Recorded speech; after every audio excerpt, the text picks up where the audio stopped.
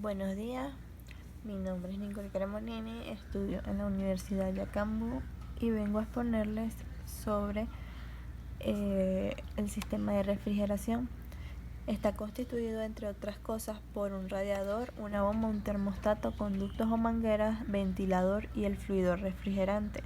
Todos estos elementos trabajan en conjunto para controlar la temperatura de operación del motor y obtener un óptimo desempeño. El sistema utiliza propiedades termodinámicas y principios de las mecánicas de fluido para trasladar la energía térmica en forma de calor producida en la combustión del motor. El circuito se lleva a cabo de la siguiente manera: el fluido refrigerante que se mueve a través de las mangueras o ductos llega a un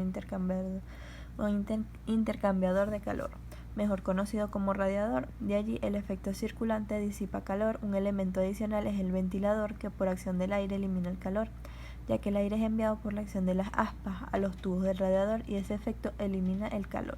Esto tiene su principio en la ley cero de la termodinámica, que expresa que cuando dos cuerpos están en equilibrio térmico con un tercero, estos están a su vez en equilibrio térmico entre sí. Esto quiere decir que cuando un tercer elemento, en este caso aire, es expuesto a dos que ya están en supuesto equilibrio, la presencia del tercero hará que se busque el equilibrio entre los tres, y como la temperatura del aire es obviamente menor en el momento que el fluido refrigerante sale del motor, el aire absorberá calor de este.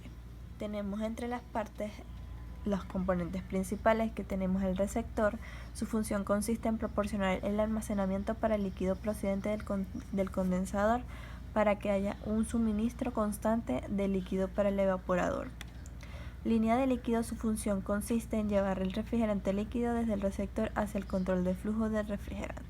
Control de flujo del refrigerante. Sus funciones consisten en medir la cantidad adecuada de refrigerante que va hacia el evaporador y en reducir la presión del líquido que entra en el evaporador para que así el líquido se evapore en el evaporador a la temperatura baja deseada. El evaporador. Su función consiste en proporcionar una superficie de transferencia de calor a través del cual el calor pasa del ambiente refrigerando al refrigerante evaporado. La línea de aspiración. Su función consiste en llevar el vapor de presión baja desde el evaporador hacia la entrada de aspiración del compresor. El compresor. Sus funciones consisten en extraer el vapor del evaporador y en aumentar la temperatura. Línea de descarga. Su función es entregar el vapor a presión alta y temperatura alta desde el compresor hasta el condensador. El condensador. Su función es proporcionar una superficie de intercambio de calor a través de la cual el calor pasa del vapor refrigerante caliente a un medio de condensación. Lado de alta y baja. El lado de baja.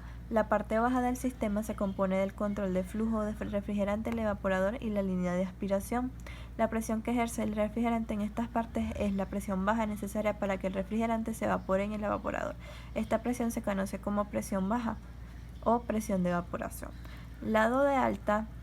La parte alta del sistema se compone por el compresor, la línea de descarga, el condensador, el receptor y la línea de líquido. La presión que ejerce el refrigerante en esta parte del sistema es la presión alta necesaria para la condensación del refrigerante en el condensador.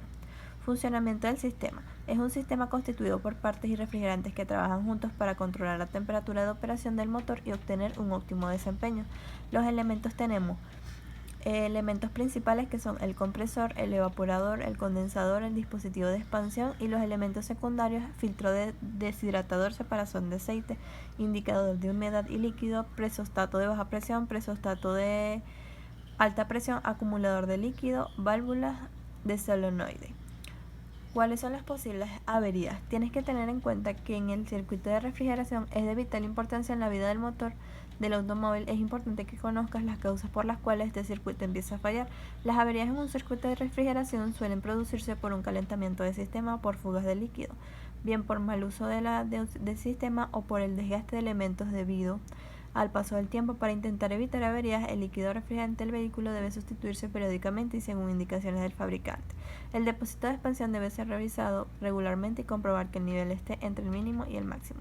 El calentamiento del sistema produce que el motor alcance temperaturas extremas que pueden llegar al gripaje.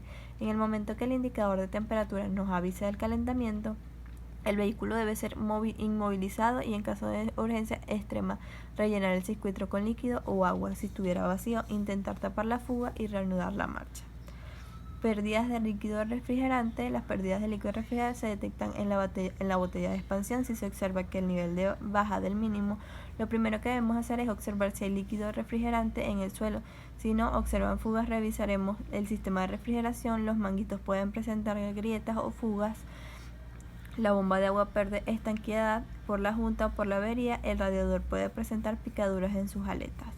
Y también podemos presentar recalentamiento. Generalmente se producen 3 tipos de síntomas. Hay pérdida de líquido, el motor se calienta demasiado o el motor tarda mucho en alcanzar la temperatura del régimen.